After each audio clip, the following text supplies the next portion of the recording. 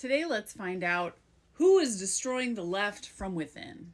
In last week's video, I was sharing the difference between deference politics and constructive politics, two different ways of organizing on the left that Olufemi Otaiwo outlines in his book Elite Capture: How the Powerful Took Over Identity Politics and Everything Else.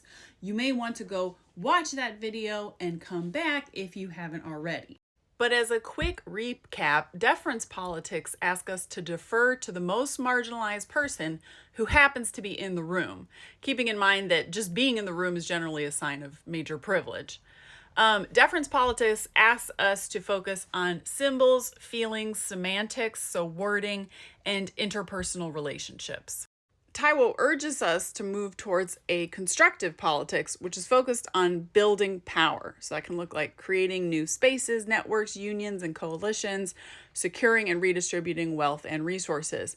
Constructive politics are focused on life and death shit, all right? It has a global, radical scope, so we're thinking much bigger picture than what deference politics generally does. Now, when I talked about building power, a lot of y'all heard authoritarianism, which is fascinating to me. So some people in the comments were like, oh, so you mean you want to do right-wing organizing, but for the left? But nothing is further from the truth. Deference politics actually sets up a hierarchical organizing structure where all these people are asked to defer to the most marginalized, people who are at, the top of this organizing group. But this person is very easily compromised. They can be assassinated. They can be captured in terms of elite capture. They can be seduced into serving the needs of the status quo and the capitalists simply by being at the top.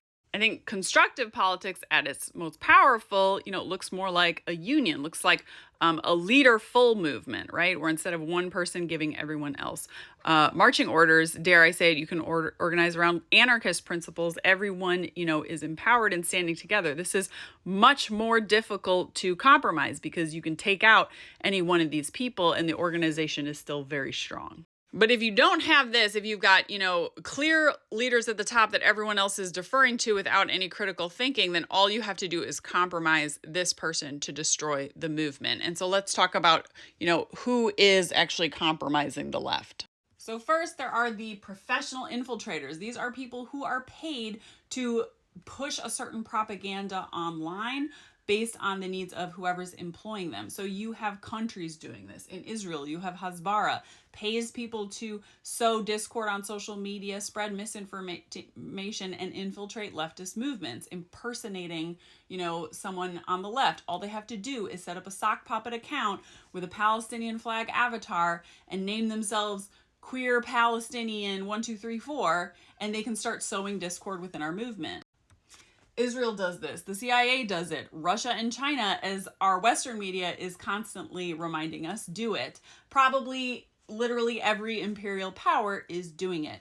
Now you also have for-profit infiltrators. Last year, Haaretz broke a story investigating Team Jorge, two Israeli for-hire infiltrators who used all kinds of these cyber attack tactics in order to fix certain elections in Africa in the way that the people who hired them wanted them to do it, and they were successful. Finally, you also have political groups or ideological groups who are using sock puppet accounts, using bot armies in order to sway public opinion in line with their political aims. So that includes, alt-right groups, overt hate groups, and Republicans and the Democratic Party. I mean, they pay influencers to make ads for them. Whenever we're talking online about any social justice or political or leftist issue, all these people are in the room and we need to be expecting that. Unfortunately, in leftist spaces, predators are also going to be in the room. These people might not be, motivated politically, but you'll find abusers in leftist spaces. You'll find scammers who are looking to enrich themselves off of, other people's good intention. Allowing abusers to exist in leftist spaces is so damaging to the movement because they're going to create a toxic, dangerous environment. But I do want to stress that conflict is not abuse. Just because you're not getting your way in a leftist space doesn't mean that you're being abused. Drawing boundaries is not abuse.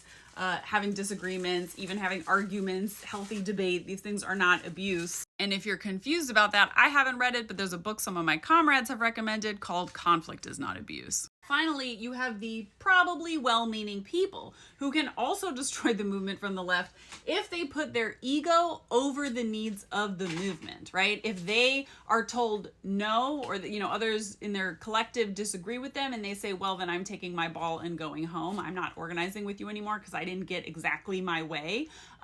That's someone who's being destructive to the movement because they're putting their ego over the movement. Emotionally immature people, this kind of goes hand in hand. If they can't handle that conflict, that healthy debate, if they can't handle just like interacting interpersonally with other people who have distinct points of view, if they can't apologize, if they mess up and hurt somebody, if they aren't open to receiving any criticism when they may have messed up and done harm, these are all people who can be very destructive to the movement, even if their politics are 100% behind collective liberation.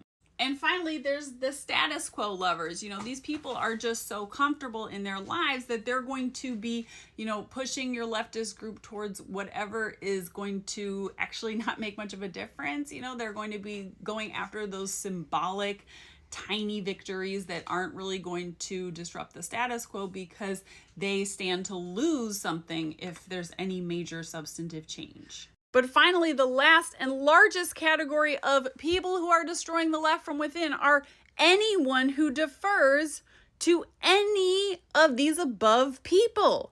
If we create a culture of deference where we don't expect every single person in our movement to think critically and constructively for themselves, then any of these people can just hijack our movement and our allies. Deference politics serves the professional infiltrators. It serves the predators, the abusers, the scammers. We have to stop asking people to defer to someone based on some identity category, because there's a very good chance they're any one of these people. And it actually doesn't matter which category people are in. If we've given constructive education to all of our people, if we are clear that our goals should be on building power, that we should be focusing on radical change and life and death issues, then our people are not going to be sidetracked by deference politics. One more type of ego over movement actor that I wanted to mention is the shamers and shunners. So these are people who get off on the ego gratification of putting down other leftists more than they're interested in building the movement and building power. I hope you're enjoying those raspberries from my baby. So these are people who are in the movement really to just dogpile other people and tear other people down. And they are very, very destructive to building power. But the cool thing about if all of our members are empowered, are educated, are focused on building a constructive politics, then we're not going to be sidetracked by the symbolic. We're not going to be compromised by deference politics. And we don't have to figure out, is this person who's being destructive in my comments, are they Hasbara or are they a well-meaning, legit leftist who is just, following bad leaders? It doesn't matter which they are. We're going to just ignore them because we're going to recognize, oh, here's someone engaging in deference politics. Here's someone prioritizing some semantic issues over a life and death issues. And we're just not going to get sidetracked by that anymore. And so knowing all of this, our most important defense on the left is educating all our people and educating ourselves. I'm sorry, but you're going to have to become a leftist leader. Every single one of us. You're going to have to learn to think critically and be able to stay focused on what should be the priorities of the left and have your own thoughts about it. Because if you're just deferring to whoever you think is the, most marginalized person in the room, you are so easily compromised to serve elite interests. So every week we should be asking ourselves, what am I learning and what am I teaching to others? How am I educating myself? How am I educating others? As always, if you enjoyed this lecture from the People's University of Social Media, pay tuition forward to the Rafat Al-Arir camp. You'll find that link in my bio. They're providing housing and medical care to some of the most vulnerable families in Gaza. And if you want to be a professor at the People's University of Social Media, learn something, throw up a sign, and teach it to us.